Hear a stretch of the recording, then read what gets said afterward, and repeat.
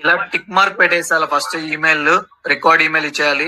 Next user name correct గా ఇవ్వండి. Copy paste చేసుకుని ఇవ్వండి. మీరు టైపులు చేయొద్దు, దయచేసి టైప్ చేయకండి. కాపీ పేస్ట్ చేసి ఇవ్వండి.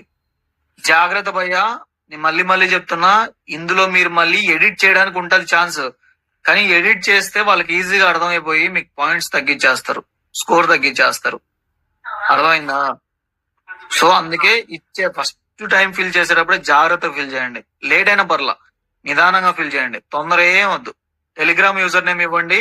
నెక్స్ట్ నాట్ అంబాసిడర్ సెలెక్ట్ చేసుకోండి. నెక్స్ట్ మీ ఇంటర్లింక్ ఐడి ఇవ్వండి. అది కొద్ది కిందికి స్క్రోల్ చేస్తే ఇండియన్ సెలెక్ట్ చేసుకోండి. నెక్స్ట్ డే 1 మండే సెలెక్ట్ చేసుకోండి.